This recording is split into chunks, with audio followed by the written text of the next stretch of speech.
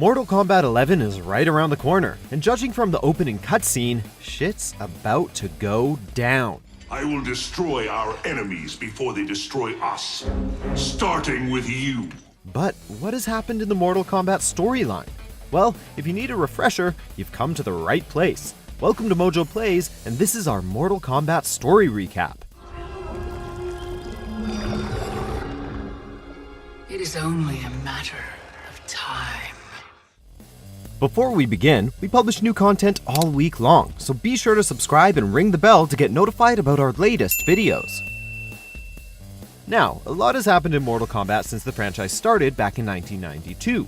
Although, thanks to a certain Thunder God retconning an entire timeline, we'll briefly go over what generally happened between Mortal Kombat 1 and Mortal Kombat Armageddon. Gather round, kiddos, there will be a test after this one. Mortal Kombat 1. Earthrealm participates in a fighting tournament. Liu Kang whoops Shang Tsung's ass. Liu Kang win. Mortal Kombat 2. Fight. Earthrealm must defend itself from Shao Kahn. Feel the wrath of Shao Kahn. Kung Lao defeats Shao Kahn only to be killed immediately after. Liu Kang whoops Shao Kahn's ass.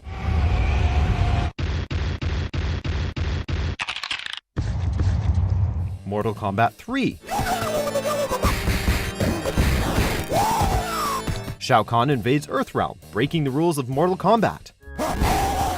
However, the Elder Gods have forsaken Earthrealm. Liu Kang whoops Shao Kahn's ass.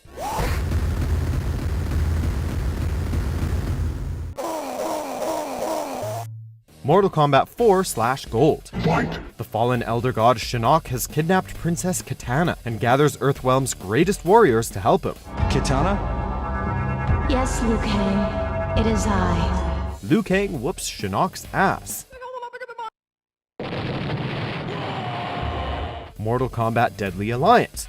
It is now known that the sorcerer Quan Chi has escaped from the Netherrealm. Shang Tsung and Quan Chi have had enough of Shao Kahn and Liu Kang's bullshit. Shang Tsung and Quan Chi whoop Shao Kahn and Liu Kang's asses. Liu Kang is dead. Mortal Kombat Deception. The Deadly Alliance had won. Shang Tsung and Quan Chi have defeated all who oppose them, but now turn on each other. The Deadly Alliance was no more. Quan Chi whoops Shang Tsung's ass. And also awakens the dragon King Onaga. The prophecy had been fulfilled. A dude named Shujinko is tricked into gathering Kamidogu for Onaga, gets pissed, and whoops Onaga's ass.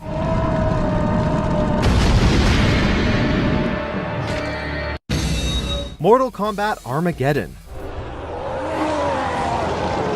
All hell has broken loose. Everyone is fighting each other, Liu Kang is a freaking zombie, there's a lava guy on a pyramid, some guy is walking around skinless with his eyeball hanging out, and there's a random mocap guy who has no idea what the heck is going on. Now, forget everything we just went over because virtually, it doesn't matter anymore. Raiden jettisons this entire timeline. This is where the current timeline takes place in the opening of Mortal Kombat, aka MK9. Lord Raiden, what is wrong? Strange visions. Our news story begins at the end of Armageddon. Everyone, and we mean everyone, is dead, reduced to limbs and piles of viscera. Only two remain, the Thunder God Raiden and Outworld Emperor Shao Kahn. It is the end of all things. Unfortunately, things aren't looking good for our protector of Earthrealm. Just before Shao Kahn finishes him off, Raiden uses his amulet to send a message to his past self, saying he must win, thus jettisoning the entire timeline and taking us back to the first Mortal Kombat. He must win. Upon receiving the message, Raiden notifies Liu Kang, believing the Shaolin monk is the one who must win the tournament. Much to their dismay, the timeline remains unchanged. Raiden continues to ponder what his alternate self may be referring to. Although, when Earthrealm must face Shao Kahn in the second tournament, Raiden decides to have Kung Lao fight the Emperor instead of Liu Kang. While Kung Lao emerged victorious, he was swiftly killed by Shao Kahn. Liu Kang whoops Shao Kahn's ass, and the timeline remains unchanged. For Kung Lao, the Shaolin, and Earthrealm.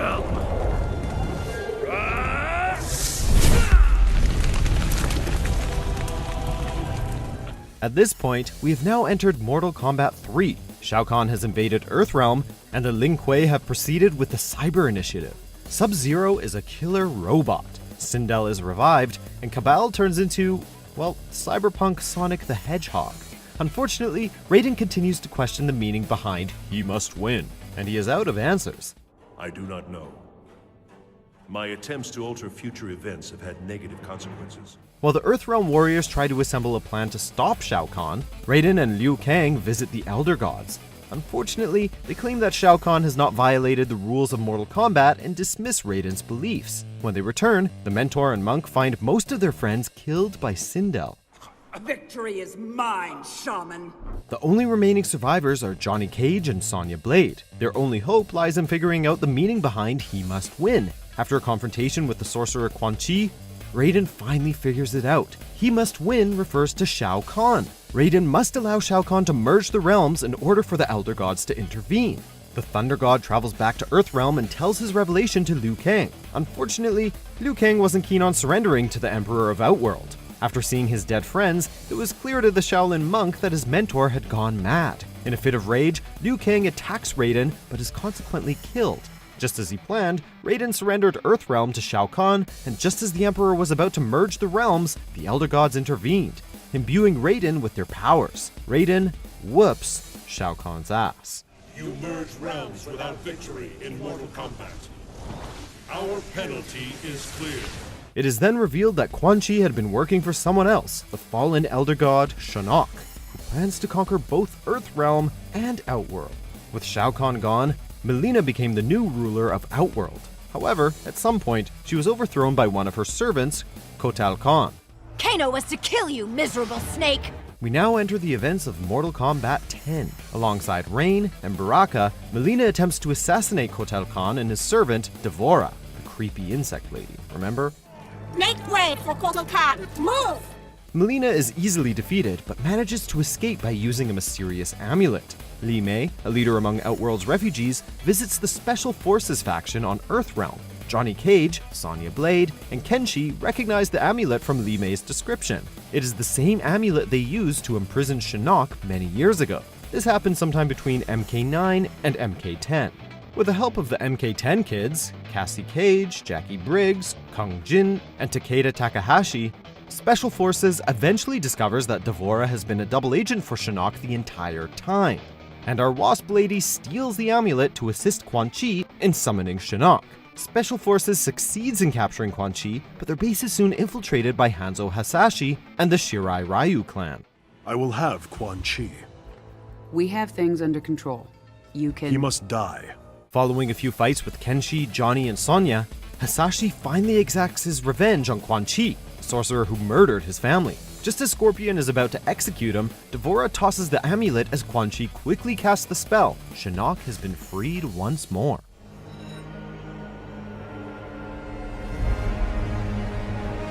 The fallen Elder God and his traitorous bug lady take a weak Johnny Cage hostage and head to the Sky Temple. Shinnok then begins corrupting the Jinsei, an aura that gives Earthrealm its life force. After a run-in with Kotal Kahn and the Netherrealm Revenants, Cassie Cage and Kung Jin enter the Sky Temple and defeat Shinnok. Although weak, Raiden manages to restore the Jinsei back to its former state.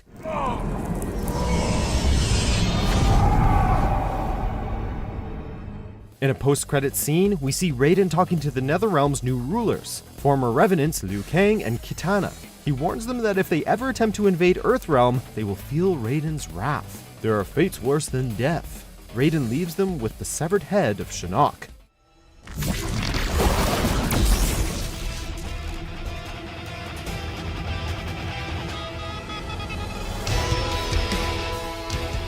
And that all brings us up to speed on where Mortal Kombat 11 fits in the story. Raiden is pissed, Liu Kang and Kitana are evil, and now there are time god deities that are angry because the fabric of time was totally messed with. From what little we've seen of MK11's story, there's a lot of shit that's about to go down. The opening cutscene shows Raiden torturing Shinnok before decapitating him. You will serve as warning and an emblem of my wrath. Although this turn of events causes the goddess of time, Kronika, to make her appearance. According to her, this was not how history was supposed to unfold. She knows Raiden altered the timeline, and she ain't happy, folks. What was supposed to happen? Will the timeline ever be fixed? How much blood will spill? Who lives and who dies? We'll find out when the game releases on April 23rd.